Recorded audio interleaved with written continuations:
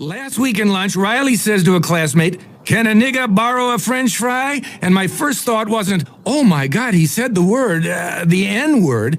It was, "Now how is a nigga gonna borrow a fry? Nigga, is you gonna give it back?"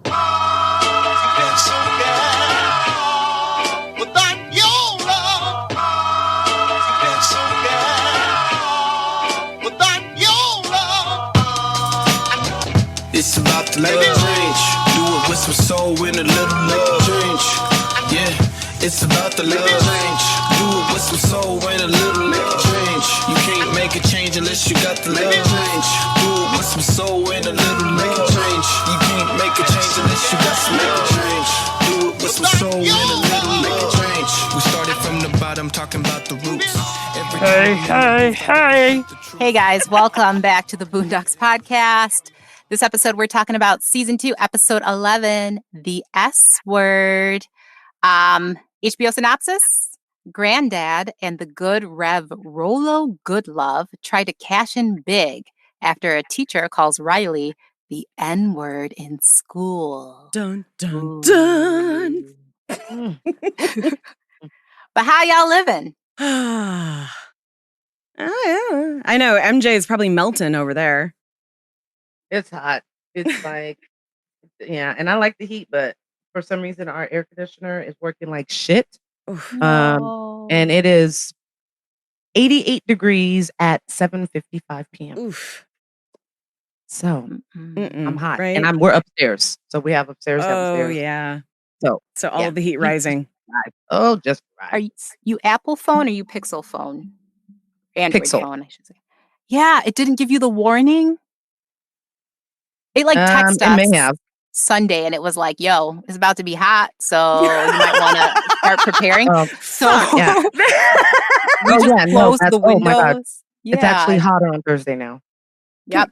Can I just say It's that 110. that would be an alert that I would be okay to get? Yo, it's gonna be hot. Yep. Y'all So we bitches better better be get hot. water Yeah. somewhere. Oh, That's basically what it's saying. Yeah, so 105 tomorrow. Yep. I think that's supposed to be the worst of it. Oh no, 110 on Thursday. Mm-mm. 108 on Friday. This is a big heat wave. My friends in Vegas are saying that, Vegas is saying this is really hot, and I've been in Vegas when it's 110, so it's hotter than that. I don't know how hot. Texas, It's like 111. yeah, something like that. Posted. It hit 117 somewhere in Texas, I think is what I read. And the the governor, who recently said just a couple days ago, said that the power grid was great, asked the entire country, Texas is a country, the entire state to not turn on their air conditioning until it gets like 78 degrees inside, or was it like 82 if you're not going to be home. Stop it. But the power grid's great. Right, it's great. It's totally fixed. Nothing's wrong with it. That's crazy. See, that's part of the whole, part of why I believe in solar, because that's one of the things there. If our power grids go out, we're shit. We're just in shit, guys. We're in shit.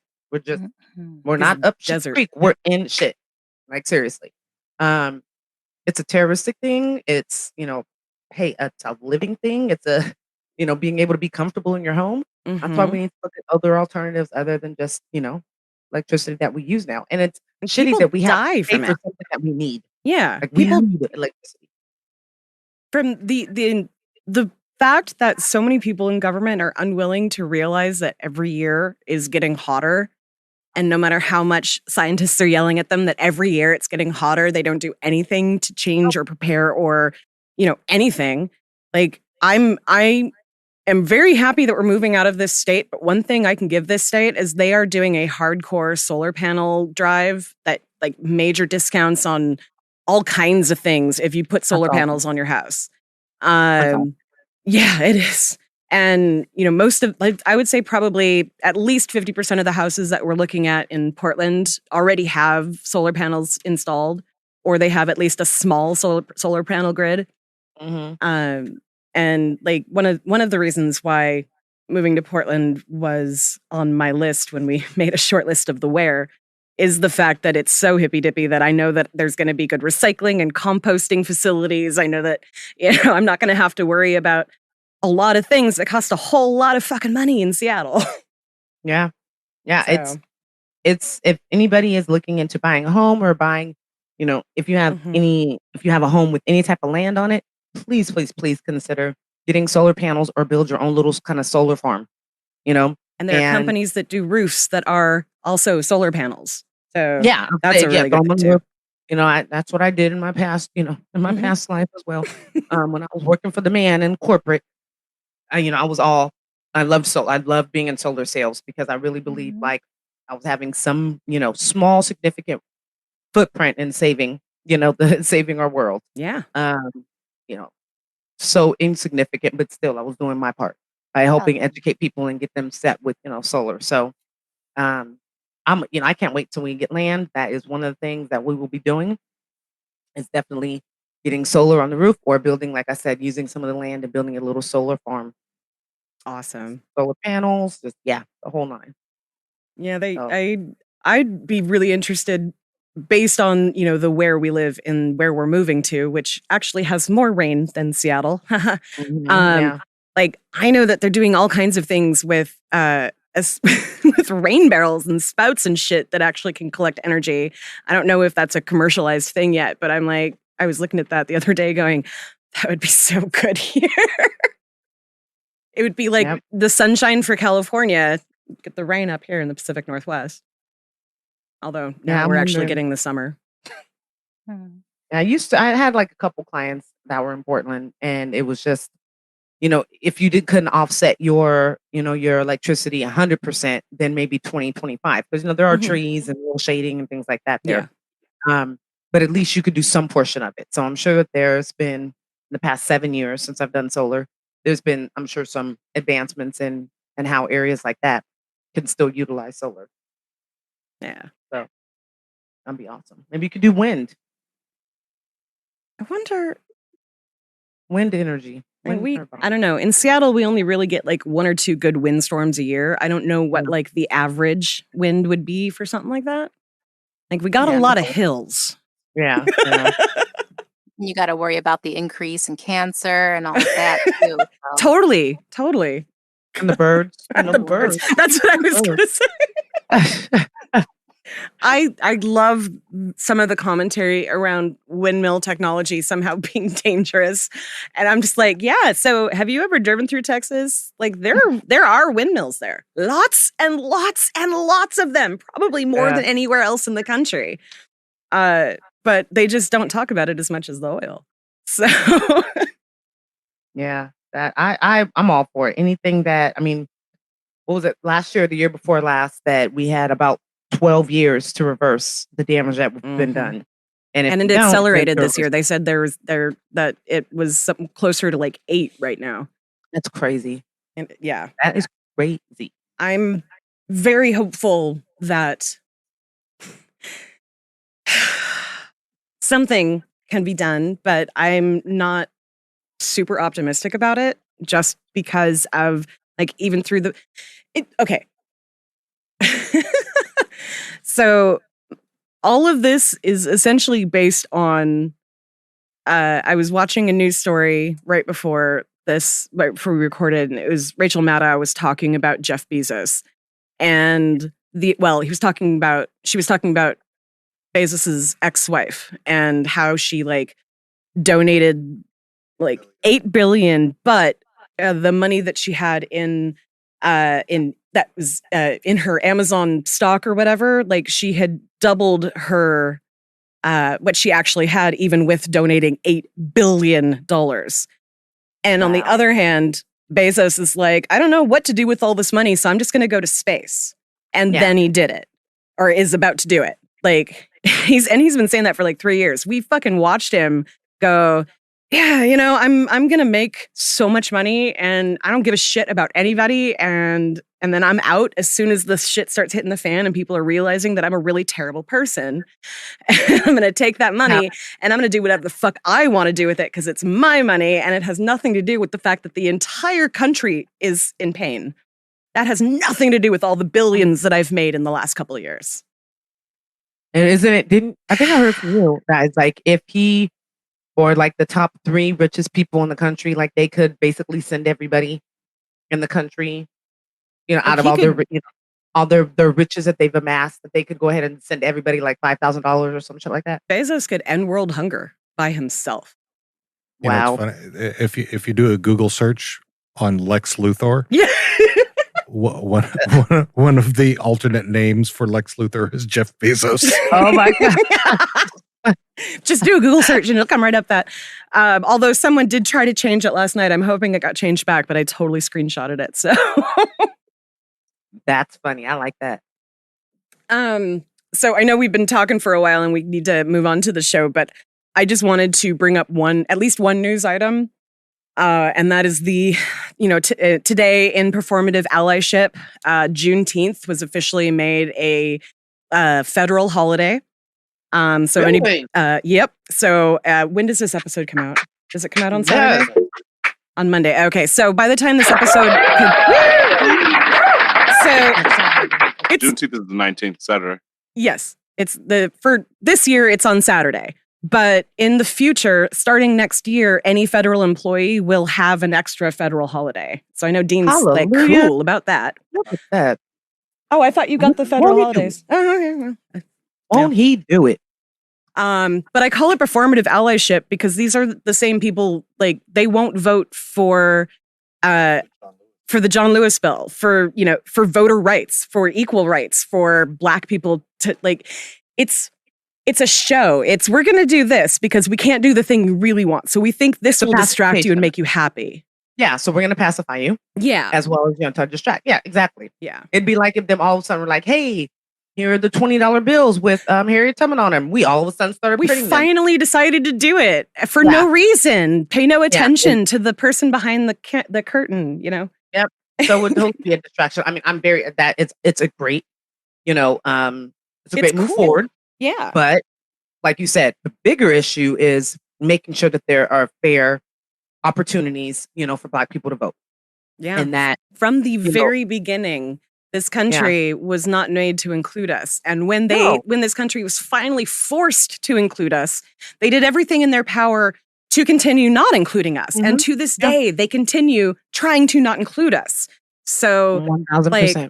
while I'm really excited that white people know what Juneteenth is now, even though they didn't a couple of years ago, it still really fucking pisses me off that 2 years ago, it was the first time in my entire life I got to teach what Juneteenth is to kids. And that's Wow. just because we happened to have snow days that year, and we taught into almost into July. Oh, wow. It's 3 years ago, right? Yeah, 3 years ago. Because 2 years ago it was basically right before COVID, and it was Yeah. not that summer.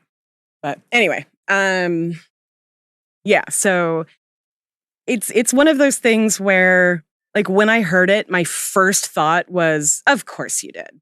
Like, not in a "yay, that's really cool," and a lot of people reacted that way, and I'm not discounting that. I think it's a really cool thing, a really great thing. But it's just, it's like It's just another way. Like I said, they gave us another pacifier. Here Yeah. you go. it's Yeah. giving us Martin Luther King Day 40 years ago, which was the last federal holiday that was added to the calendar, but not giving us Voting Day, which would ensure that more people would have a chance to participate in our democracy.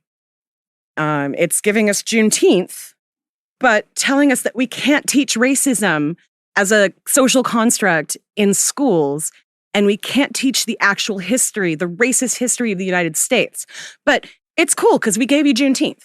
Hopefully everybody will become informed on what actually Juneteenth means and the importance of it.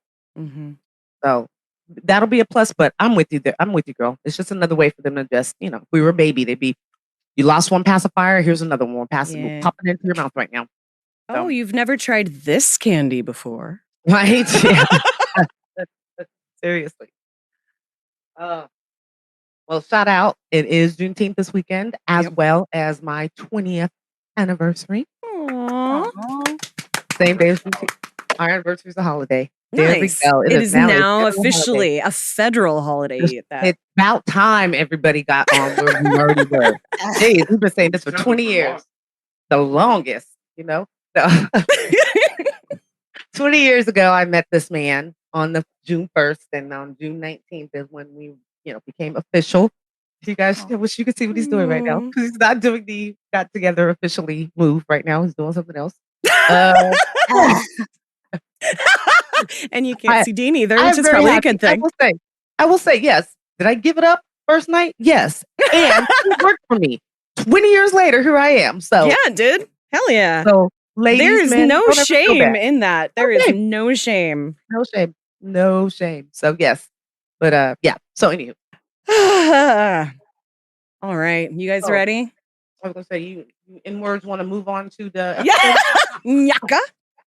All right. Let's start this. So the episode starts with Huey talking about the news story, talking about Riley's teacher, Mr. Pedo, which, by the way, that's such an unfortunately picked perfect name. But this teacher, Mr. Pedo, called Riley the N-word. Riley told so I wrote down this because the news referred to Riley as a basketball player, an avid reader, and one day he hopes to spread his philosophy through rap music. which was hilarious. Him with the glasses on. Right. He's so cute. And he's sad and he's like, Mr. Pedo said, sit down, nigga. But Mr. Pedo is like, no, that's not what happened. So I told him to take his seat, and here comes this barrage of insults. I mean, some of the words I've never even heard before, and I was just stunned. And I said, well, sit down, nigga. I just repeated the insult back to him because that's what I've been trained to do. That is not what he's been trained to do. Okay, that was the first time I laughed in this. No, yeah, first time I laughed in this episode. was literally funny. like a few seconds in. Yeah. It's Said that was not what he was trained to do. It's so perfect. And that the whole conversation that happens with the school board guy who's like, we use appropriate hyphenated euphemisms like N-word and S-word. And of course, she wants to know what the S-word is. And he's reluctant. And then he's like, spear chucker. And she's like, spear chucker? Like, okay. And I looked at Dean at one point and I'm like, have you heard that outside of like the 1970s blaxploitation films, or like you said something, there was somebody. Spear Chucker Jones in the movie MASH. Movie MASH, that's what it was. So that's more offensive to me than somebody being like nigga.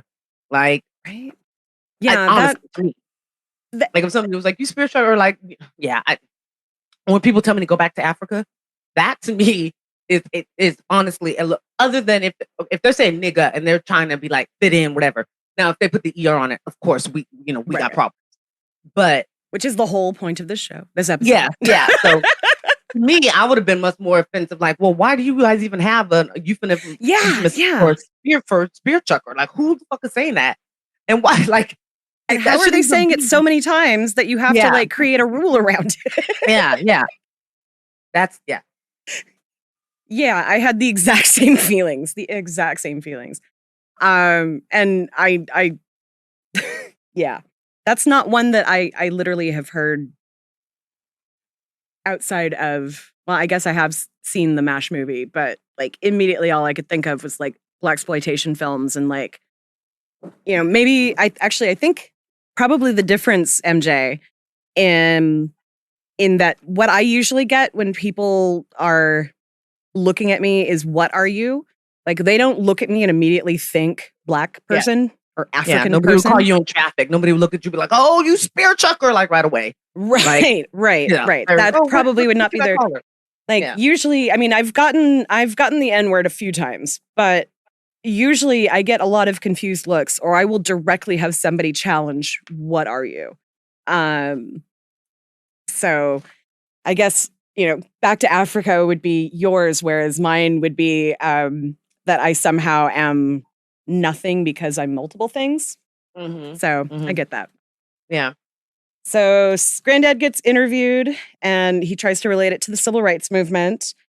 Mr. Pedo says that the GGA version of the word is the one that he was using because that's the friendly version of the word. Unlike the GG... Buddy, your pal. Right, buddy, your pal. Unlike the GGER, which is the actual slur. Yeah. And he was very like, somebody explain it to me. I thought that I understood. And like that part right there was just, it blew me away a little bit because I'm like, that is 15 years ago. Like this whole episode, I feel happens on some kind of news network every, I would say 2 or 3 years. We'll have a whole blow up like this. Like right now, there's one guy who happened to know Tucker Carlson's email, like actual personal email. And he got mad because the school board president wrote that basically against white supremacy after George Floyd died. And because of that, he basically like emailed his friend Tucker Carlson, who then got him on the show to talk about how, that school district is somehow embracing this radical wokeness and erasing whiteness and changing history and blah, blah, blah, blah. It's literally one guy in this district. And because he happens to know this one douchebag who's willing to push every fucking lie. Yeah. It's kind of that same... Yeah. Well, what is so infuriating is that you guys are getting mad over your history being changed, but your history doesn't make you look good. Right. Like even the lie doesn't look good. Yeah. So why are you so damn adamant about keeping statues of people who were like blatant assholes and like who were, robbing and raping and enslaving people? We want to keep that as part of our history. It's not a good part of our history. Like, it's never going to change that it happened, but we don't have to recognize it and teach it as part of our history and then try to make everybody in this country feel like they're equal. Come on now. Like, well, and I don't know about you, but the thing that keeps coming back to me in my mind is every time I hear somebody saying, teachers are trying to make white kids feel bad about being white. And I'm like, how do you think every single Black child in America feels when they hear about the Civil War and they find out how Black people came to America? And even the watered down version is not fucking good. Yeah. So we grow up with that knowledge that our ancestors, our direct descendants, 4 generations ago for me personally, were slaves to somebody. And I'm sorry that you think that by telling the truth, it might make your white kid feel bad about being white. Well, guess fucking what? Your white kid needs to understand that they are not the only person that's important. Right. And you know what reminds me of thinking about that? I don't know if you guys remember the episode of Saved by the Bell when they were doing their ancestry and Jessie found out that her family owned slaves. So she was doing hella much to Lisa. Mm-hmm. Like she was like, she tried to do personal. Can I do this? Can I do that? Can I do this? And Lisa's like, oh my God, stop it. But is that what you're afraid of? Is that you're afraid that some of these white kids are going to go, holy shit, I feel bad. And then try to make it up to, the Black girl in the class? Like, that's the worst that could freaking happen, honestly. Yeah. Other than, you know what I'm saying? Other than them coming home and being like, our lineage is a bunch of shit. And, and now I care more about other people. Like, that's the worst that can happen, guys. Yeah. And you're so worried about it, It's this amazing thing called empathy. Yeah, right. Right, Oh, yeah, so back to. So what I find interesting is this story is real, correct? Or what happened in this episode happened. Go for it, Dean. Yeah. Like, he's trying to show me I'm not wearing my glasses. So, yeah, the episode is based on a real event that happened in Louisville, Kentucky, high school in 2006. The news report that opens the episode is nearly word for word of a WHAS news story covering the event. Wow. Except it was a freshman kid instead of an 8-year-old. That's crazy. 2006. Wow. All right. So behind the scenes, we see that Granddad and Riley are celebrating because they think they're going to get rich off of this incident. And Huey is just so completely disappointed with both of them. What's wrong with you, boy? Uh-oh, here comes Huey McHater again. Be happy. Your brother was called a nigga by a white man. Not just any white man. A district employee. Oh, we're rich. It's like winning the lotto. Okay. Are you guys surprised at how Grandpa just like instantly jumped in on like he never said I believed you, but when just rolled with the punches when he knows his grandson. He knows that Riley says every other word. He knows that Riley, talks back. He knows that he's a little rambunctious, but you never heard that, or he, what I'm saying? Like he just but that word from in. a white person, like no, that's exactly what I totally believed every second of that. Like Granddad would hear this kid and be like, he said, what? Okay, yeah, no, that's the word. That's the trigger word. We can do something with that word. Yeah, whether or not, like, whatever he did before doesn't matter. But what I actually wanted to, what made me laugh as a, school district employee, just the whole premise that the school district somehow, like, hoards money. Because that's got to be the reason why, like teachers don't get a lot of money. So it's got to be the bigwigs or whatever. And while I do not think that it's very fair that the superintendent of our schools makes as much money as they do, but the superintendent of our schools, which is one of the biggest ones in the country, only makes 3 times what the highest paid teacher does. And so, like, I look at that like, okay, that's actually pretty fucking reasonable. And, I know how little money is going to like special ed because right now I can tell you almost every school in our district has lost teachers this year or is going to lose them for next year. But like other schools are hiring. It's a weird shuffle year that's happening. But it's because our budget, we have no money because the money that comes into the district is based on the number of kids that are enrolled in the district, and the pandemic screwed all that up and blah, blah, blah. But it's like Granddad's assumption that because this is a white business, essentially, so they got to be rich, right? Yeah. They got and money. that just made me laugh so hard. Like, I barely make enough money to live in this city. And also, that's something that happens in the classroom. What? It's just like kind of the idea of like when the pandemic first started, how hubby would get teachers that are like, it's because of you that the kids aren't going to school. Mm-hmm. Since when do teachers have the right to be like, we don't want to work and we're not going to because of a pandemic? Like, come on. Yeah. Like, come on. Teachers are the last ones that were like, shut the shit down. You know what I'm saying? So it's so funny that people have this idea of education. Mm-hmm. And it's like, if it was like that, and if, the school district was so rich and people were so rich, then don't you think the education would be better? Right? Across the board? I'm just saying, like. I mean, I can't speak for a lot of teachers, but I'm leaving being a teacher because of the shit that I've been through this year. Not all of it was just this year. I mean, I'd been kind of thinking about changing my focus before this year happened, but the amount of vitriol that I saw being flung at teachers as we literally redid the entire education system to make sure that these kids got some education when we couldn't see them. Mm-hmm. And then people turn around and completely just forget all of that work because they're a little inconvenienced once things aren't as scary as they were before, And because it showed their true colors. It showed you guys what you were failing in as parents because you didn't know how to help your kids out, or you didn't know that your kids weren't logging on to school, or you didn't know how to do the math or whatever it was. Like, that's really where it all came from, Once again, we're off topic. Yeah. So, well, always. I mean, that's what we do. Dean, every time we're only like 5 minutes into this episode. Dean just looked at me like, holy shit, what? Yeah. I did want to say about Granddad's behavior, though. Like, I don't think he condones Riley acting the monkey in class. No. I think he's more like, which I would be the same. Now, listen, I don't care if my kid walked in the classroom and peed all over the teacher's desk and said, nigga, nigga, nigga. You better not in your motherfucking life ever call my child a fucking nigger in front of other people in a classroom. I don't care if it's with the UH, the A, or anything. Like, you're going to catch these hands these lawyers. Yeah. Because I would kind of be in the same mind state.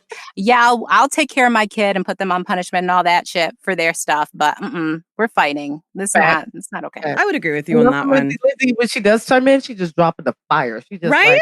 Right? I kept everything- waiting for it during our conversation. I was like, Lindsay's just building it up. She's No, guys. I will never do that. That's like even if we're off topic, I'm just gonna let you guys talk it out. You know, I'm not into like I was talking about this about getting off topic again, that Frenemies podcast. I do not like talking over people or cutting them off. Say your piece. And then we got plenty of time to talk about Granddad and Riley. right. So. Absolutely.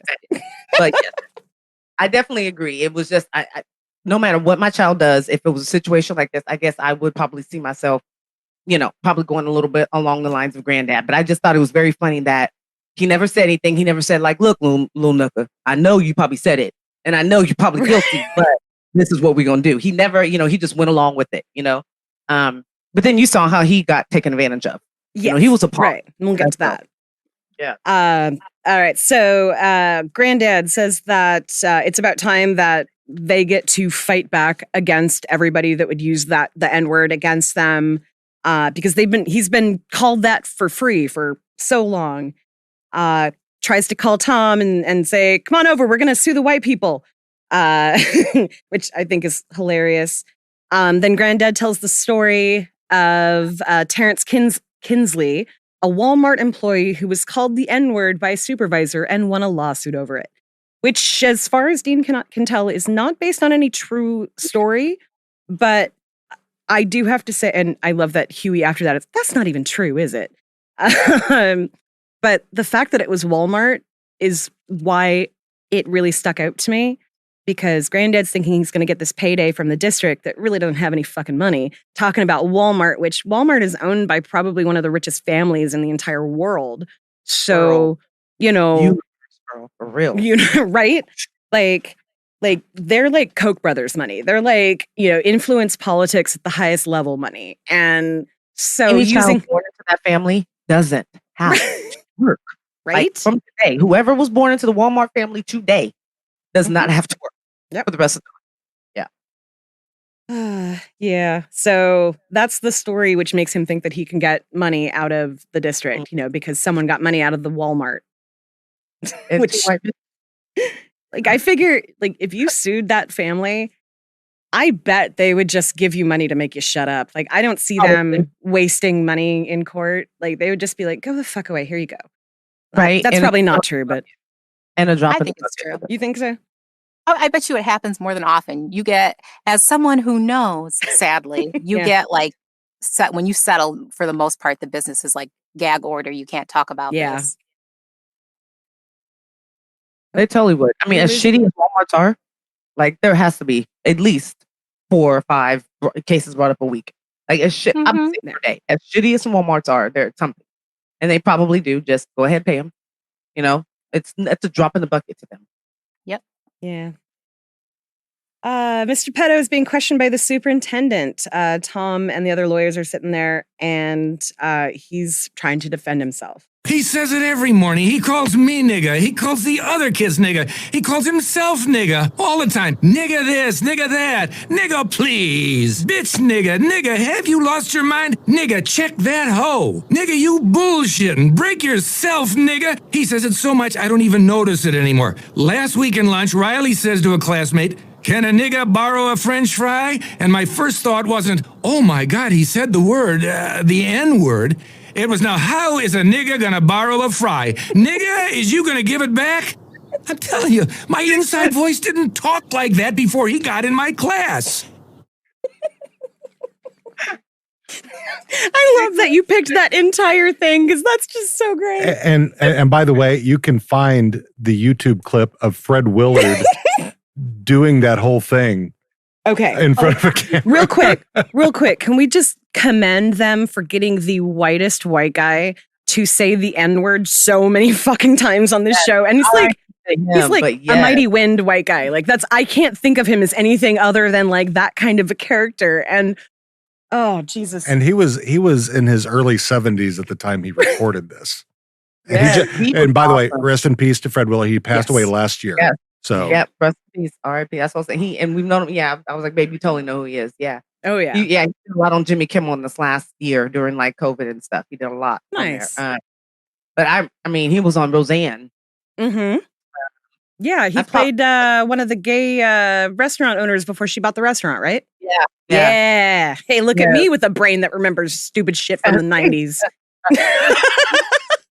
Weed doesn't just ruin your memory. You remember what you want to do, what you want to remember. Yeah. He's funny. So Mr. Pedo is confused. So he's really confused why it's not offensive when they say it, when Black people say it to each other. And he complains that he doesn't just say the word, but he refers to everybody there as the N-word.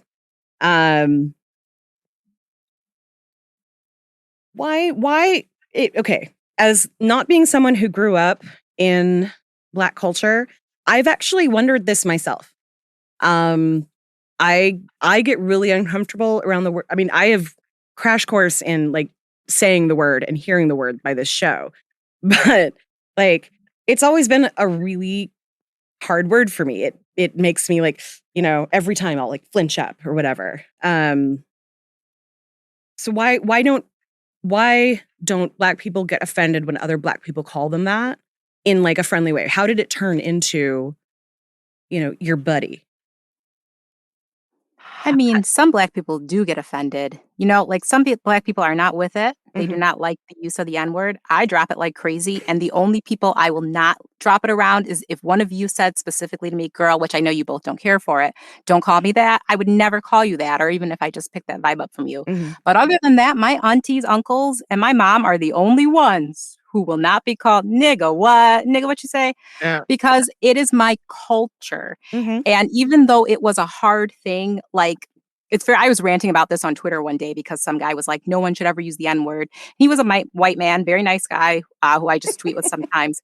And I was like, with all due respect, you know, as people who grew up in the hood, you are living a typically, not always, because many people are hood rich. Hey, gang, gang. But you are typically living a hard kind of life. So we embrace it because it is a reminder of how far we've come and how we've gone fucking nowhere. You are still a nigga in the eyes of society. That's why you're living here in the fucking ghetto, most likely, not necessarily. So we take this term and we've turned it, as Granddad said in the episode, it becomes a term of endearment because we're in the struggle together. We are two niggas together, just shooting the shit, fist bumping, whatever, doing what we got to do, hustling, working, you know, raising kids, but we're still here together as niggas, being niggas. So what I don't get with us being in this culture is like why people feel the need to comment on it. It is a culture. You know, it's hood culture. Like, I wouldn't even say it's just Black culture, although a lot of us Black people do use it. And like, again, though, a lot don't. They don't want to hear it. They don't call me that. Don't associate me with that. Hood culture. Right on the nail, right on the head. Right there, Lindsay. You said that right there. Boom. Boom. And we I had like see bomb nothing. sounds. We should drop the bomb. And hood culture is there's no color assigned to that. Like, you don't have to be Black to live in the hood. And to be honest with you, now, exactly, I was just about to say, there may be some niggas who have issue with me saying this, but there's going to be a lot who don't. There are some white people I grew up with, Asian people I grew up with, Puerto Rican people, you know, Mexicans, whoever, who freely use this word. And some of them, it rolls off their tongue like water. I don't give a, you know, it feels natural as, you know, an article in speech for them to say it. Doesn't bother me, doesn't faze me. But then there are some people who use it and you kind of like instantly give them a little side eye. It's a lot like comedy. If you listen to the bonus episode, that conversation we were having about comedy and jokes. And, you know, like some people can say the most offensive joke and that shit is funny as hell. Other people can say the same joke and they're fucking canceled. Get the fuck out. How dare you? And the N-word is the same. Like some people can say it regardless of their race. Other people, I still may not call you out, but I definitely give the side eye. Like, I know this nigga did not just call me a nigga. Right? You know, like he ain't down like that. Like, what? Where is this coming from? But again, and I think that is I don't think dichotomy is the word. This is something they're playing with in this episode, is like Granddad and Riley trying to be on the come up and quote unquote playing the race card because somebody used the N-word. So they're like the extreme of it. And then the teacher is also extremely in the wrong in the school district and stuff. So they're kind of like playing up both sides of the situation. Like if I were in that situation now, because let's be real, again, we all have adult jobs and live in the adult world. There are many times, one day I was sitting at work, the old job I quit, and the first director I had there and one of my coworkers were sitting there talking about how Oakland is the new Atlanta. And I am sitting there working and just like, what the fuck kind of shit are you guys talking about? Because there's Black people there? What are you talking about? Gentrification in some kind of twisted way, because I get the relationship of Black people live in this place, but Oakland is very gentrified and Atlanta is more of a lot of Black people moving there and rising up in status. So what the fuck are you talking about? Oakland is the new Atlanta. This is some kind of microaggressive racist shit you guys are talking about, whether you realize it or not. Is it the N-word in a nice, friendly way? No, but it's some racist shit. And I just turned my music on and said, man, but when you're around a lot of racism, as most Black people are, you start to just pick your battles. And I think that is something they kind of get into in this episode as well. But I'm not going to call, everyone out who uses the N-word who shouldn't. And again, like we talked about last episode, there are times when I will very nicely say to a person, that's kind of fucked up. Well, don't say that, pick your battles and have the conversation. I'm not going to escalate it just to a lawsuit every fucking time. What I did find interesting about Mr. Pito, though, is he had the wherewithal to say that my first reaction wasn't, oh my God, he said the N-word. To me, that indicates, and this is the lawyer in me coming out, though I'm not any fucking lawyer. Oh, so you knew it was wrong to use it. So why the fuck were you using it and back at this little kid? But sorry, that was a roundabout way to answer your question. It's cultural. It's what we do. We embrace it. It represents, we've come far and we've gone nowhere. We're still viewed in society as NIGGERs. So, hey, among each other, we acknowledge it. We acknowledge the struggle we're in. We respect each other. We use it as a term of endearment. We use it as a term of like, that nigga crazy, or nigga, are you out your mind? Yeah. Like it can have many, many, many, many meanings, but it is ours. Yeah. It becomes the one thing that we try to own. We try to own that. We try to own hip hop. They take everything else away from us, so you have to try to own something and say, no, you can't have that. This is ours. So we want to own something. Hell yeah. I'm nodding so hard. Was that very true? Was that in the last episode where Ruckus was like, the white man's, or the Black man took this and that from the white man? Yeah. Timberland. Crystal, white women. So it's like the opposite of that. But I see, that's interesting. Because like I remember growing up as a little queer kid, and the queer slurs that would come out, and when gay men started really aggressively taking back some of the slurs that were aimed at them. Like even me calling myself queer now is not something that would have happened when I was a kid, because that was a slur. Like, so the way that language evolves is really fascinating to me. It's hard for me personally because I don't have much exposure to hood life, I guess, or people who have experienced hood life. I sound so white when I say that, though. No, you don't. Not at all, for real. So, that's what I have to say. There's a lot of Black people just like you who even grew up in the hood, and they don't want to fucking hear it. Don't you dare. And I think part of it for me too is that the kids that I work with, they don't use it in a nice way. They don't use it in my buddy, my friend. They will use hard R, and I have to draw a hard line with them. So that hard line is just kind of hardwired into me for a lot of reasons, I guess. So, all right. I get it. I kind of think of it though similar to like even curse words. Like a lot of people curse, especially when you're comfortable with people, like kind of dropping F-bombs, like in the office or corporate. It's kind of like, okay, cool. Like I'm in a safe, comfortable space. I can do this. So the N-word to me that's no different. Now, again, only certain people should be using it. But if I'm comfortable with you, you my nigga. You know? Right. That's like, that's will code you say switching. that to me, Lindsay? I would not, like, I don't really typically say that to anyone unless it's like, No, I'm asking you to say it to me. but I would call you. I do that. Like my husband, I've told y'all, I think on this podcast, if not this one, it was trash talking. Sometimes because it is me and it's in me, I will on the sly call my husband a nigga. He does not like it, which I understand kind of, because we have had that conversation on, you cannot say it. He's like, but why can you call me it? Because I can. Those are the rules. And I'm not about to raise no black kids with you and have you thinking you can run around this house saying that shit. He can, but you cannot. So then Riley is questioned by the same group, the lawyer and all of that fun stuff. He says that he has never said that word, and the teacher only hated him from day one. Just saw him as that from the beginning. So then Tom is at the Freeman's house trying to dissuade Robert from the lawsuit, basically saying that the teacher wasn't trying to be malicious, that he already apologized, he's just dumb, but Robert doesn't want to hear it, and he's going to call a press conference, and then asks, what number he dials for a press conference. Then we hear from Ruckus on his thoughts on why the N-word should be used. And let's see, that that they've gotten used to it, and he recommends other slurs. I thought we were going to do a clip for that one, but that's okay.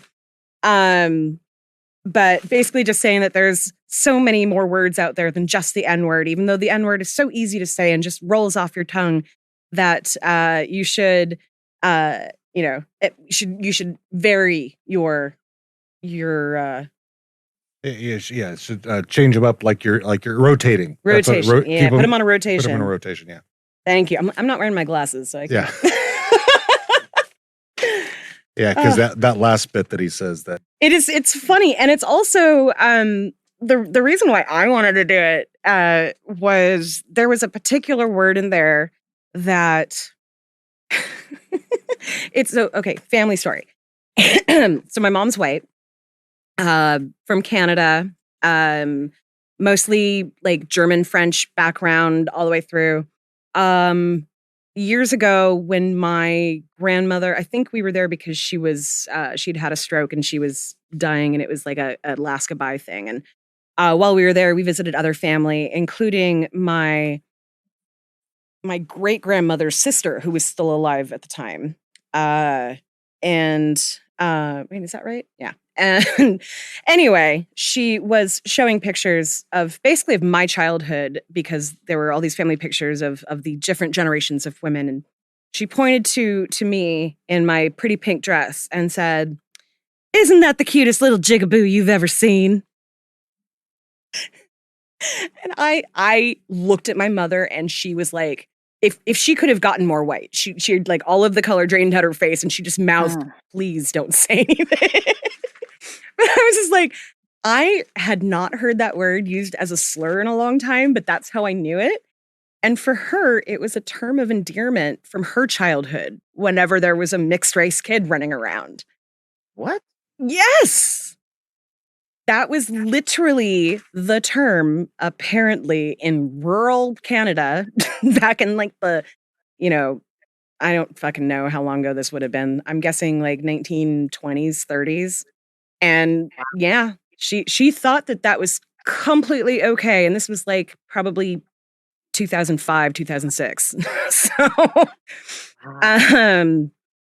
yeah. So I wanted to bring up that story because it's so interesting to me. Again, going back to how language evolves, how, 3 generations ago, they thought that word was completely okay, like mulatto or octamaroon or octoroon. That's what it was. Or like all of the words they had for mixed babies back then was anything but calling them, a black baby, basically. Yeah. Like, wow.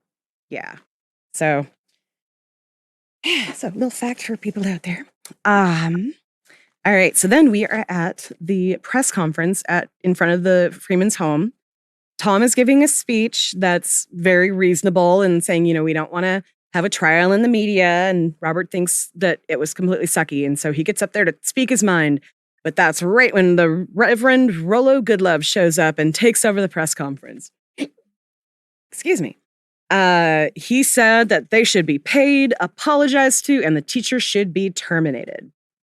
Ruckus has more thoughts on how if we didn't have the N-word, that America wouldn't exist. That's a fun part. Then Huey's trying to warn Granddad against listening to Goodlove because it's pretty obvious that Goodlove's just looking for more publicity. He says that he thinks that they can get $500,000 out of the school district, which Tom is completely incredulous, where like when he said that, I did the same thing. I was like, that's 2 years of the superintendent of the entire public schools salary. And I doubt that any school district, unless you were sued for like, I don't know, a restraint violation that ended up in a kid dead, you're not going to see that kind of money. And that fucking sucks that I even said it like that. But that's reality. Those are the lawsuits that are going to get money for the family, not just, getting called an N-word by your teacher. Let's see. So Goodlove has a new sitcom coming out on BET, which he tries to talk about all the time. Oh, yeah. Tom basically gets fired by Robert and he walks out sad. And I love the throwaway line of Riley, like, he gonna cry when he get home. Like, I would have totally said that to him. He's gonna go home and gonna cry. Very much so. Rollo says the next move is to go to the superintendent. So at the superintendent's office, Goodlove gives them a list of their demands, which includes a nice settlement for the family and a donation to the good Reverend Goodlove's whatever charity that he was. But he just laughs at the piece of paper and goes in the other room and is like, "Hey, look at this!" And look at what this N-word tried to get us to do. And so Goodlove just kind of sneaks out and is like, "Okay, yeah, you think about that." But goes outside and says that they're going to think about it and give him a call. So then they just, Goodlove says we're going to move on to step 2, which is going on those news programs. So then Huey is being interviewed and he has a problem with speech. The problem with restraining speech is who gets to set the rules. If it's only okay in a certain time or place, who gets to say what time and what place? Bill Cosby? And then Bill Cosby, of course, in this episode tells us that, yeah, he is the one that sets up the rules, which looking back is kind of creepy and kind of true. So watching the Larry King episode, replaying from home, Goodlove starts talking about how well they're doing. Robert is frustrated because he hasn't gotten a chance to talk at all. And then on another news program, Ann Coulter is being interviewed about the situation. She defends the teachers and applauds him for not backing down to thugs like that, although the teacher has apologized at this point and is basically saying, "Teach me." Riley is hyped that he's being seen as a thug, which, of course, everybody else is like, but that's complete bullshit and a stereotype. Ruckus calls Robert to give him grief about how Ann Coulter bested him. Ruckus always gets like the worst. The best, but like Beautiful, the worst. tell the story. Right? Oh, man. Right? There was I wasn't gonna say there was a trans joke, but there was a trans joke. And and that's so completely Ruckus. It's so perfectly a Ruckus joke. Like I would have gone the she looks like a horse route because that's my opinion, but the Crypt Keeper. Now more Crypt Keeper. 15 years ago, she still was probably considered pretty or something. I don't know. I guess. Anyway.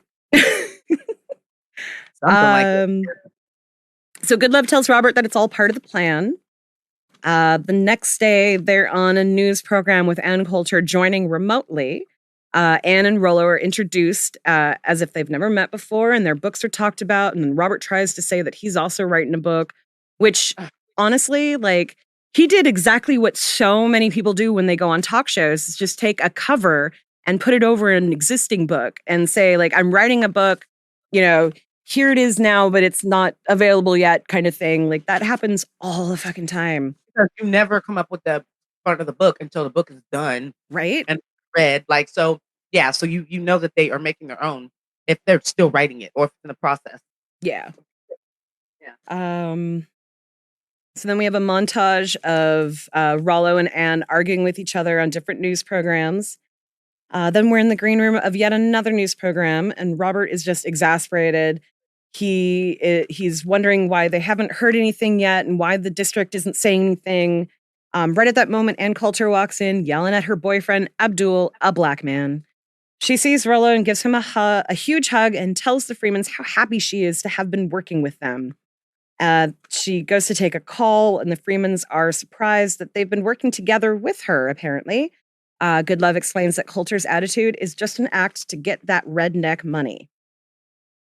Now, I mean, not only she's with a black dude, but like a Muslim-looking black dude. A Muslim-looking black dude treating him like shit and just like verbally abusive and just, yeah.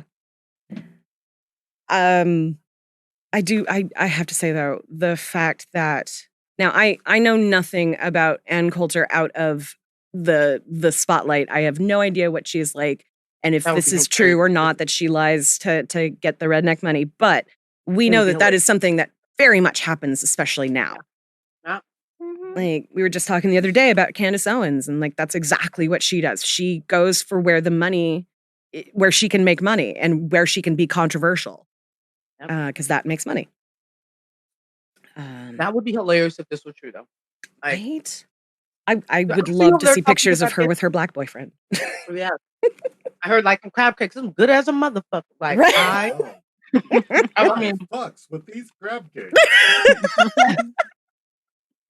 Like, I would love it. Like, I just want somebody to come out with some video where Ann Coulter's like eating a pork rib, like dancing electric slide, yelling at her black dude. Like, love it. Not even yelling at her black dude. Like, let's see her like a beauty shop getting like her hair done. Yeah. Then I'm talking to all the black women. That would be the greatest thing ever. The greatest. So breaking news story comes on, and we find out that the school board has made their final decision.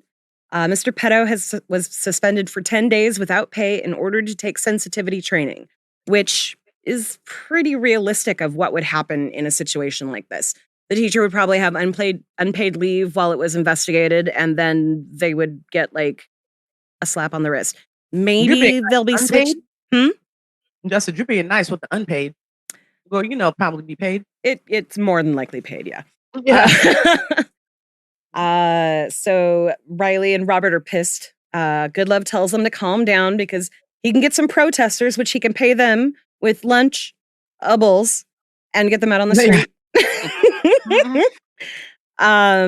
Huey's very disappointed that Granddad would even consider a fake protest. So Granddad listens to him, listens to those reasons, and decides that, yeah, they should just go ahead and leave and just throw it all in. Rollo makes the call anyway, saying, "More money for me." Then back at home, let's see, where am I? Back at home, the Freemans are watching TV, and another breaking news story comes in.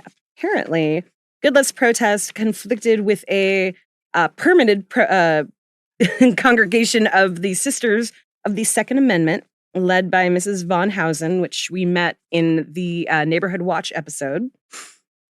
They ended up, I don't know if they implied that those women were shooting at the black men or like just shooting in, like they never showed them shooting directly at them necessarily, but they were definitely shooting in order to scare off the unwanted protest happening.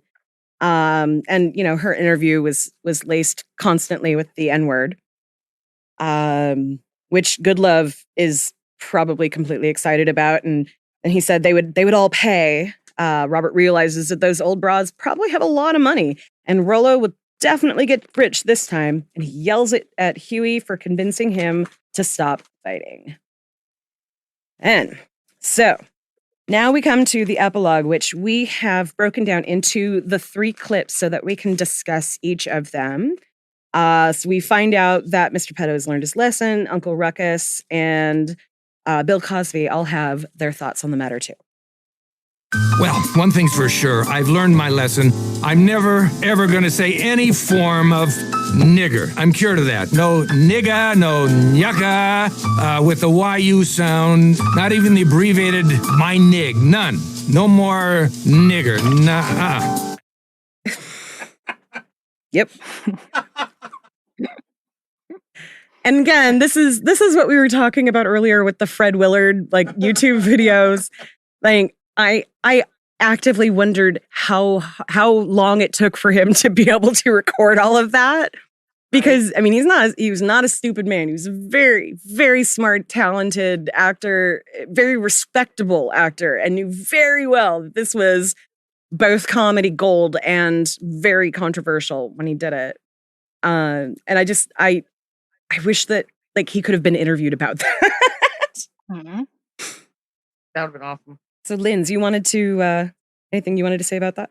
Oh yeah, I just, even for like all three of us, just to kind of get on, I know you just kind of went and gave us your opinion. I just think like, okay, good, he's learned his lesson. Not really, obviously, but yeah, just kind of like, to be honest, how they said like, oh, he's suspended for 10 days or whatever. On some real shit, that probably is the, I don't want to say appropriate course of action. But like we don't run the show. We know we're never really going to get like fair treatment in these situations, to be real. But you have to have some consequences for this kind of bullshit so that people do know, hey, this shit's not okay. And like, hey, you're going to be made an example of, or it's not going to just go by and fly. Like I know nowadays you probably could lose your job or tenure or some bullshit over things like that. But yeah, there should be consequences, and hopefully y'all learn to keep your racism private. And that's why I'm pushing for a constitutional amendment that will protect the white man's right to say any incarnation of the word nigger at any time, spell any way, whether it be N-I-G-G-U-H, G-G-A, G-G-A-H, or a silent P at the beginning of it, without fear of persecution or litigation. Man, I feel like there are so many states that are like one or two steps away from introducing a bill like this, like right now with all of the voter suppression and shit that's going on. Like it cracked me up though, because is a bill even necessary? Isn't that already the way it fucking is? Yeah. Like, I mean, even that, to go back to it, because I kind of missed what I wanted to say about it, when he was like, who gets to decide who can say what? Like, that's the problem with censorship. Y'all, you can say whatever the fuck you want. Just be ready for those consequences. Yep. Because like, I don't know if y'all remember that video that went viral, I think last year in the New York subway, where that dude called that guy, nigga with a hard ER, and that man laid him the fuck out. You don't know who you're gonna catch. So get out here, say what you want to say, and they already are doing this shit and just saying whatever they want to say. So Uncle Ruckus, please. I don't think black people should ever use racist words when describing other black people. And if you do, then you're a Sambo and a coon.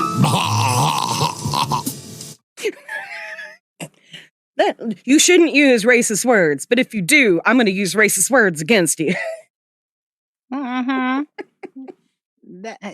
exactly what I started to say earlier about like people. Like, I don't get it. Like, listen, if I understand if as a black person or any person, you say to me, "Don't call me a nigga," heard. I'm not going to do that shit.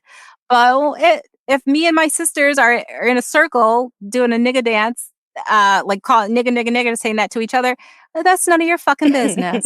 Get the fuck out of here. Like, why does it bother you so much? Mind your business. That's it. And then to kind of take this, sort of, like I said, it goes to this thing of, like I said, growing up. And even I don't care, like people can try and pretend to be progressive. This was some shit I arrived at all on my own just as an adult. And a lot of black people, I bet you, even the ones who are cool with using the N-word, a lot of them would disagree with me. It has taken me a long time to say, and other black people tell me, stop saying that because it's not true, how I call myself a hood girl. Like, you're not a hood girl. I'm from the fucking hood, so I'm a hood girl. Yes, I am. And there's nothing wrong with that. And they still try and like be like, oh my God, but don't associate yourself with that kind of stuff. And you have to grow past that. And like, you have to act like you're above that. You're educated. I can be educated and kind and classy and help people and still be hood as fuck. Those things are not contradictory. And that is the truth. And I know people who are very wealthy and they are despicable in the things that they say and the things that they do. Get the fuck out of here. I am from the hood. It is who I am. It is a part of me. And you're not going to get out here. I don't care who the fuck you are and shame me about the terms we use with each other, where I grew up, how I grew up, the clothes I wear. Not a good goddamn thing. So you can go ahead and say whatever you want about me or to me or of me. I don't give a fuck. Still out here making money, still out here being educated, and still out here doing the fucking thing. Fuck off, nigga. Yes! Nice usage there. Absolutely perfect timing. Absolutely. Mic drop. Yeah. I concur. Yeah. And ditto and everything else. I mean, what she said. Yeah. I mean, that's the end of the episode right there. Basically, the entire hilarious episode is just a whole conversation on that word and who gets to use it and who shouldn't use it and all of the bullshit that goes on because some people who can't use it, for some reason want to use it. And then there are the people that say that no one should be able to use it. And like, that's what this episode is about, is just that word, essentially. Yeah. And yeah. And I love it that they waited till the second season, almost at the end, to address what, the language that Riley's been having this whole time, or that they've been using through the entire show. Like I think that, once again, the writers, creators, Aaron Magruder, all geniuses. Just like, maybe they're aliens. I don't know. They are just above and beyond, their time. Yeah. And I think the thing I like about the end of it is there is no decision. Right. I mean, there's no other than the teacher getting a punishment, which was pretty expected. Yeah. And I think there was no resolution. And I think the punishment that he got is the same that teacher actually got. I'm a firm believer that there should be a TV show called Cancel Court. I am dead serious. I added you should Andy be Cohen, the judge. Oh no. I say get like I couldn't do it because I'm a nobody, but like get someone like T.S. I almost said T.S. Eliot. Chrissy Teigen. T.S. Madison. Well, there you go. There's your first guest, and you can like get somebody else to be your like lawyer or whatever, and y'all argue it out. Get them to represent you, say your points, and then start the conversation in society for real. Like. Well, and let's read your apology on air. Okay. Yeah. Here's where you went wrong. In the messy. I say Kevin Hart would be good. Like who else is creating stuff right now? Shit. Kevin on stage. Kevin Hart would probably be good. Oh my gosh, I'm trying to think of like Lena Waithe. Honestly, I see him way Lena Waithe or somebody like that. That'd be pretty fire. Totally. I think you should be able to pick the person who's getting canceled. Yeah, you can represent yourself, I guess, but you would be wise to pick a third party, like pick Damon Wayans and have him represent you, Chrissy Teigen, for like trying to cancel or tell a little 16-year-old victim of a pedophile groomer, to kill herself. Pick someone to represent you. Yeah, if probably pick like a feminist of color if you want to like really not like screw up that one. For real. It would be such an interesting fucking show. If you're listening to this, HBO, Bravo, BET, VH1, UPN, and for real, I'll be on UPN. Y'all, get this shit. On that note, back out. Forget CW. We're gonna bring back UPN just so we can do the show. I love that network, but I'm sorry. I know we gotta move on. No worries at all. I was gonna ask if there are any little last minute stuff that you wanted to throw in before we move on to our WPQ. Welcome to Stupid White People Questions. You mean I'm gonna stay this color?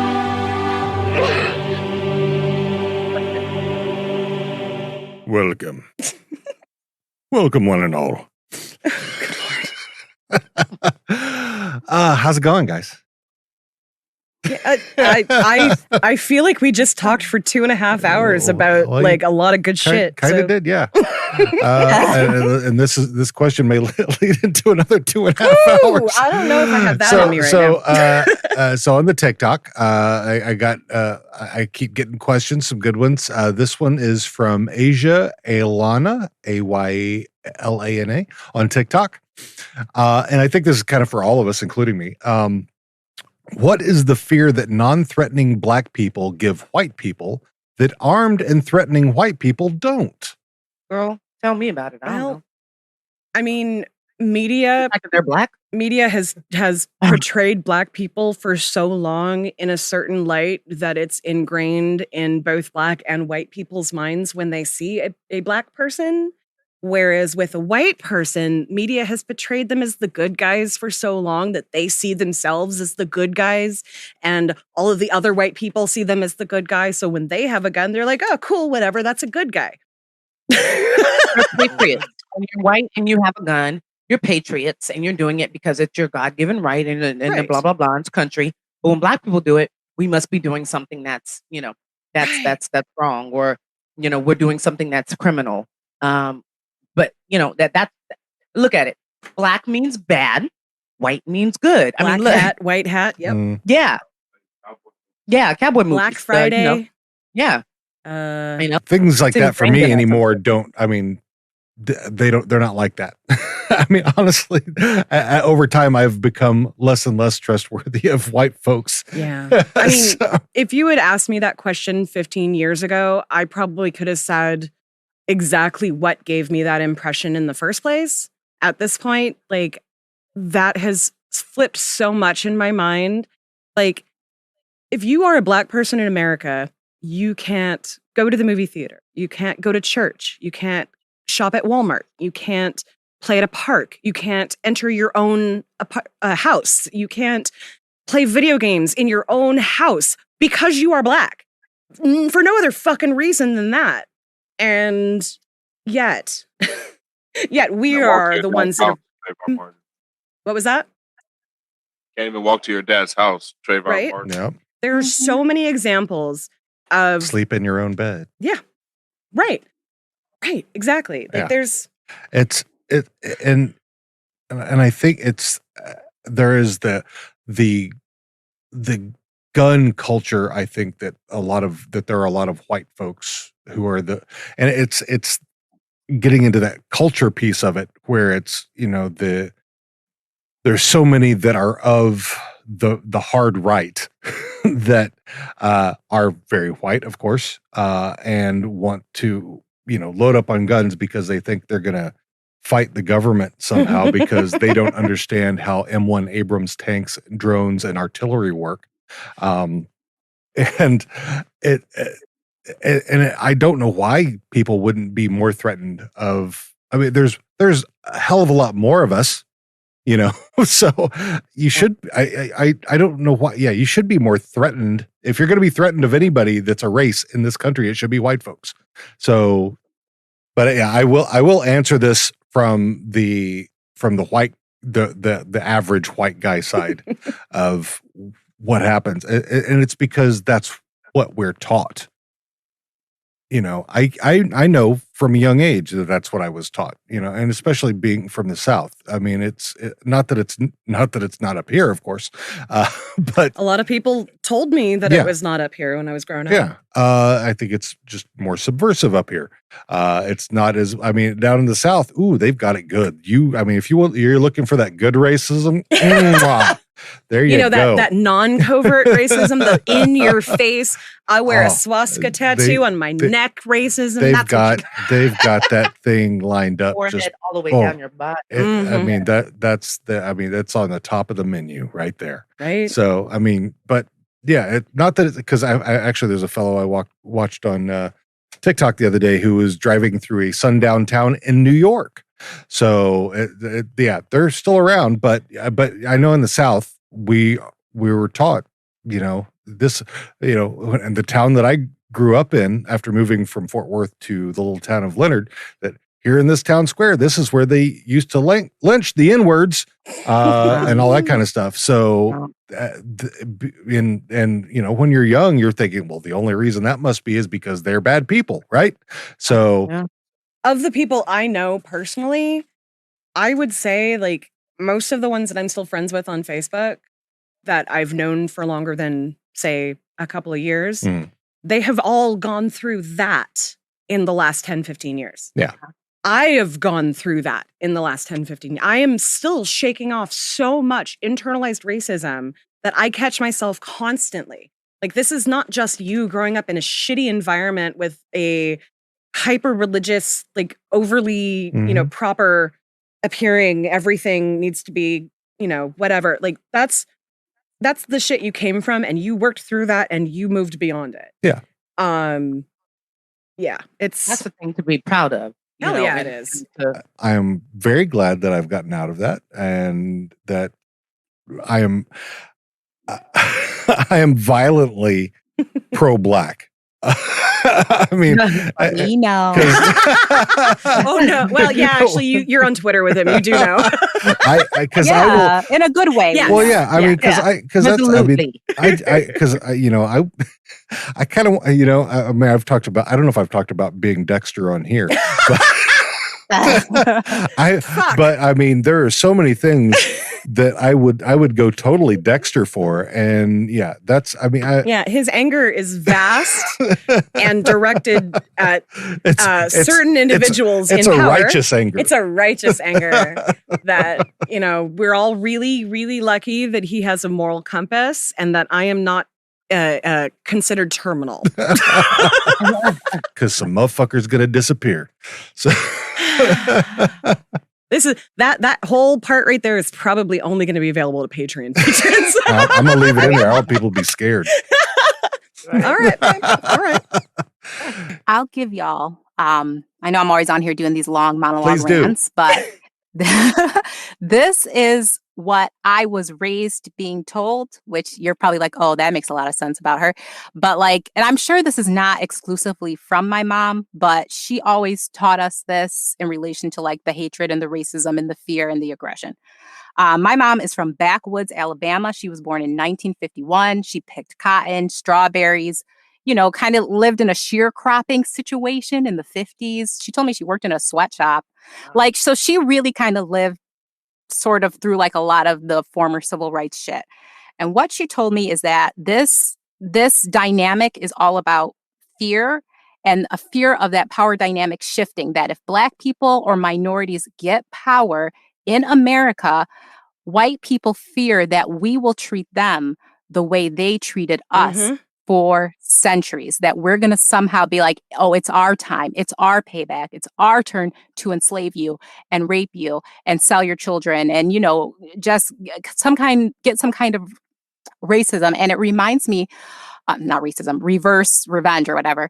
It reminds me of how we started out this episode. I don't know if it was when we were doing pre-recording or during the actual episode where you guys were talking about why people are so fearful of these Confederate statues coming down. Yeah. It's all about there is a system of, and maybe system's not the word, covert racism is the invisible prison bars that exist all throughout our country. Mm-hmm.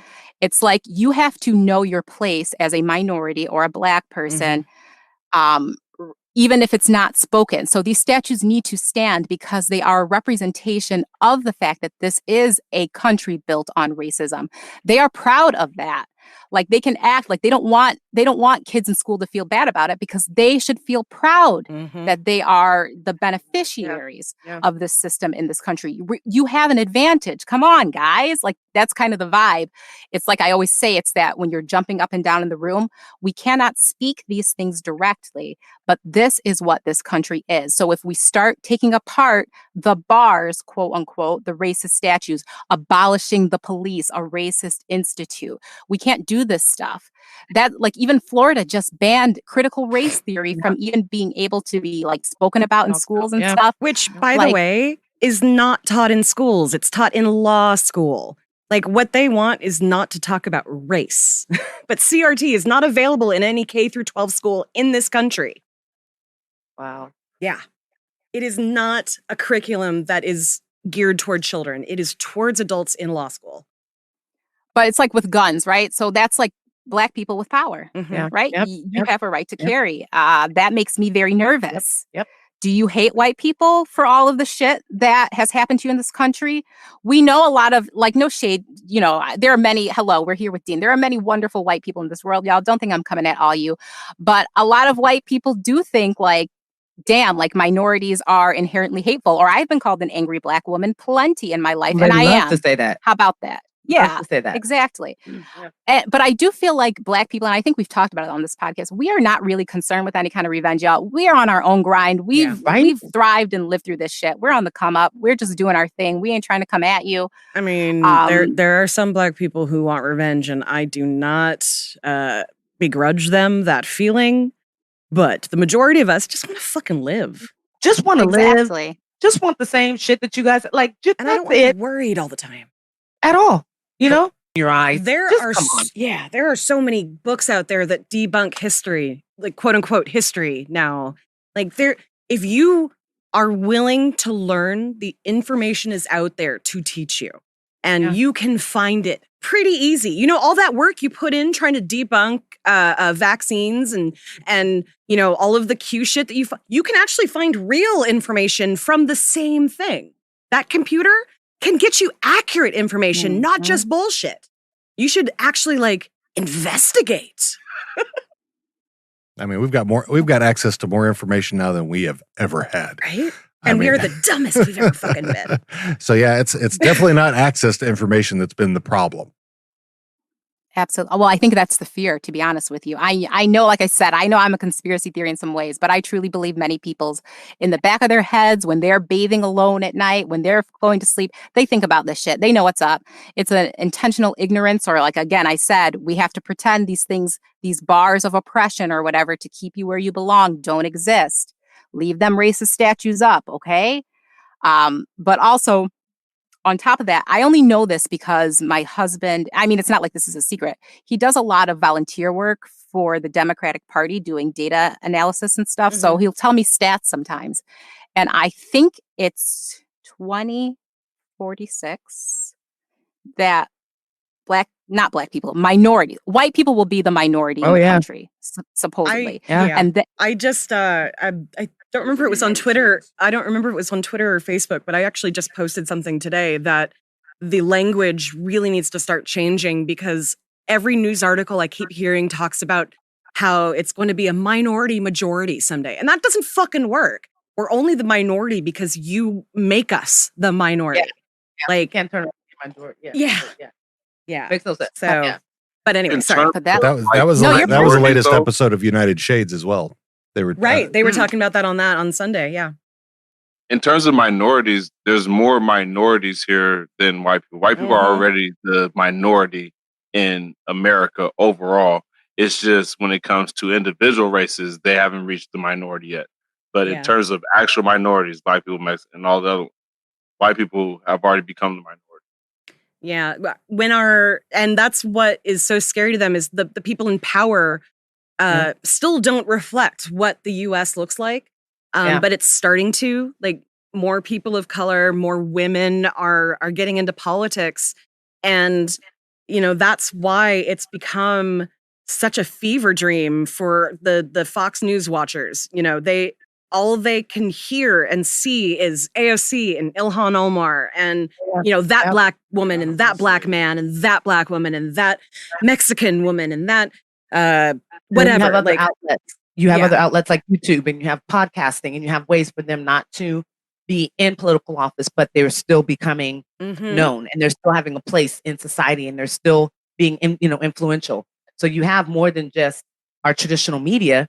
You have all these other aspects and avenues, and they're like, oh shit, there are other ways for them to become influenced, and there's other ways for people to become educated. So 1000%, like this is all scaring them. The statistics that are coming out, the fact that there's more access to the truth and more access to individuals to be able to, to spread the word and do it in a way that's not hateful, but do it in a way where it's like, come on, we're coming up. You know what I'm saying? Let's continue to come up. It may be slow, but we're doing what needs to be done. And I think that's also very scary. I mean, and like you said, you look anything over the amount of Black individuals that have become firearm owners and have done it legally in the past year or 2 years. Those numbers are, astonishing. So that has to be scary too. And be scared. Y'all should be scared, but not because you think that we're gonna like try to come with any race wars or act revenge. Just be scared because you guys may definitely start experiencing what we've been experiencing as far as gaps in education and inequities in financing and jobs and things like that. You may start to see that because there's going to be more of us that are educated and that are doing what we need to do, that are taking those positions. So yeah, be worried about a change of life coming, but don't be worried about the fact that we're going to act some type of revenge and all get together and then just throw up arms and then let's get on white people. That's not it at all. That's not it. Yeah. I mean, again, some people want that, but for sure. I don't, it's that whole thing where I don't condone riots, but I understand them and I will support your right to do it because this fucking country does not stand up for you. So, yeah. All right. 1000%. Now, if that does happen, don't get it twisted. I know what side I'm on. Same. So then maybe be scared. And I know my white husband is on my side. So. Oh, damn right. Yeah, right. In fact, he'll probably be standing in front of me with the rifle while I'm screaming at some white, Probably. Who's she screaming He's gonna at? be holding Bang. me back. Who's she screaming at? Bang. Right. No. I mean, if civil war has already broken out, I see you doing that. But. I feel you. Let the white guy take the fall because I'm going to do less time than you. Yeah. You would probably survive Let me incarceration. use my privilege to start some shit. So, right. hey, you know what, guys? I love you all so much, and you too do. So, thanks. I mean, there's nobody else I'd love to spend 3 hours with on my Tuesday night. Yeah, that is today. I know. Look at the timer. I was like, we really just almost hit 3 hours, guys. Yeah. Yes. Yeah. So. Yeah, by the time those credits roll, oh wow, Mike. Yeah, I didn't realize it was actually after 10 until I looked at my phone. Edible. Right. All right. Well, guys, as always, it is amazing to hang out with you. I love it so much. Yeah. Anybody have anything that's coming up that they want to plug after happening next week or anything? MJ's going to be on Podskier. Oh, MJ's going to be on Podskier. Yes, next week. And then Menage with Mary Jane Maven is back for the second half of the season. Fuck yeah. Starting tomorrow. And I will be camping in again this weekend. So as of next Tuesday, if I'm like, or Monday, you guys know why. I'm going to be celebrating the 20th, the big 2-0. Awesome. But other than that, merch is coming soon. I finally have, whittled it down to what the exact Menage with the Mary Jane Maven or the Mary Jane Maven merch is going to be. So that's coming soon. Other than that, you know what I'll be, where I always am. All right, everybody. Well, we'll talk to you next week. Bye. Bye. Don't take this the wrong way, but I need you to get the hell up out of here.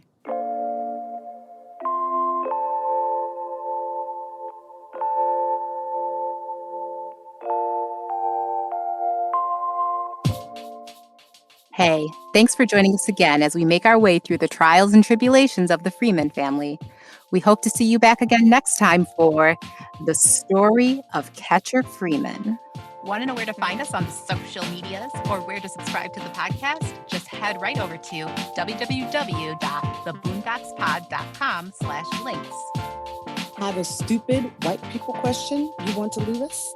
Email us at host@theboondockspod.com or leave us a voicemail at 760-933-8636. That's 760-we-3-undo. Shout out to the artists who've created our intro and outro tunes. Our intro is #MakeAChange by KIRK. You can find them on Spotify, iTunes, and Tidal. Our outro is Good Times by Audio Binger. You can find them on freemusicarchive.org and